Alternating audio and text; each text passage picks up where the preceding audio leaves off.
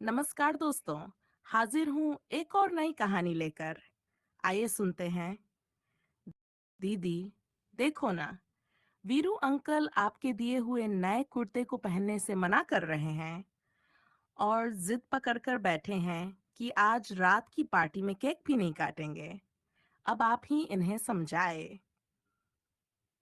कहकर कनिका कमरे के कोने में रखी कुर्सी पर धम से बैठ गई और आशा भरी नजरों से ममता की ओर देखने लगी। कई हफ्तों बाद ममता को थोड़ा समय मिला था। उसने सोचा था कि मध्याह्न भोजन के बाद सभी आराम कर रहे होंगे, तो वह शांति से बही खाते देख लेगी। लेकिन इस व्यस्त जिंदगी में उसे चैन कहाँ। लो, कनिका अपनी नई समस्या लेकर आ ही गई। ममता ने गहरी सांस ली और कहा, चलो जाकर देखते हैं। फिर उसने अपनी कलम बंद करके बही खातों के बीच रखा और उन्हें समेट दिया।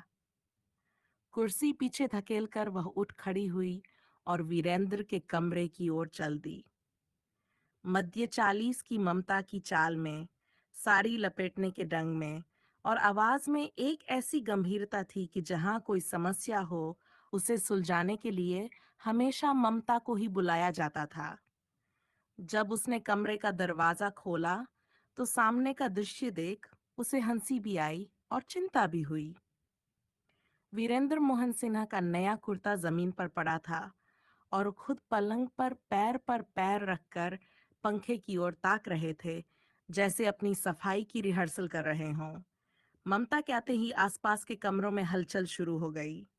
ममता दीदी आ गई, अब तो अंकल को समझ आ ही जाएगा। फुसफुसाहटें होने लगीं।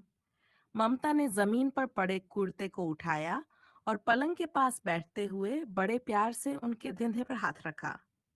काका, ये क्या बचपना है? नया कुर्ता जमीन पर क्यों गिरा दिया आपने? अरे ममता बेटा, तुम आ गई। देखो ना, ये लोग जबरदस्ती मुझे वह कुर्ता पहनाना चाहते हैं। तुम इन्हें मना कर दो बेटी। क्यों काका? आज आपका जन्मदिन है। जन्मदिन पर नए कपड़े तो सभी पहनते हैं, फिर आप क्यों मना कर रहे हैं? ममता ने कोमल स्वर में पूछा। अरे मैं कोई बच्चा हूँ क्या, जो नया कपड़ा पहनूंगा? जानती हो, आज पूरे 80 साल का हो गया हूँ। जानती हूँ काका, इसलिए तो आपका 80वां जन्मदिन मनाना चाहती हूँ, वो भी पूरे आश्रम के साथ। क्या हमारी खुशी के लिए इतना भी नहीं करेंगे? वीरेंद्र के चेहरे पर गहरी उदासी छा गई। उन्होंने लंबी सांस लेते हुए कहा, जन्मदिन का उत्सव तो अपनों के साथ मनाया जाता है। जिसके अपने ही उसे भूल गए हों, उसके लिए क्या जन्मदिन और क्या उत्सव। ममता के दिल को ये बात छू गई।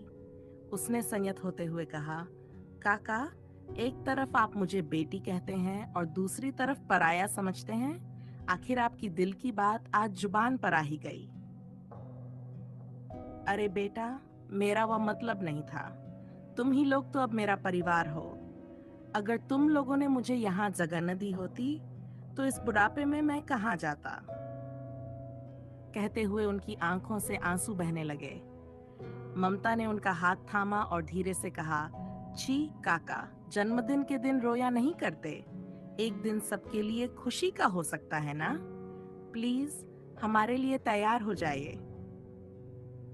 वीरेंद्र ने सिर हिलाया और मुस्कुराते हुए कहा, ठीक है बेटी, ला, वह कुर्ता मुझे दे दे। ममता ने कुर्ता थमाया और कमरे से बाहर आ गई। बरामदे के कोने में बैठकर वह चुपचाप स्मृतियों में खो गई। ये आनंद आश्रम जहां वह रहती थी, उन लोगों का घर था जिन्हें उनके परिवार ने पागल खाने भेज दिया था। ममता ने यहाँ न केवल अपना जीवन समर्पित किया, बल्कि इनकी जिंदगी में नई रोशनी भी भरी। आखिर यही तो उसका अपना घर था। तो दोस्तों, कहानी कैसी लगी? अगर अच्छी लगी हो तो प्लीज इसे लाइक करें, कमेंट करें और चैनल को सब्सक्राइब करना न भूलें। मिलते हैं अगली कहानी में। धन्यवाद।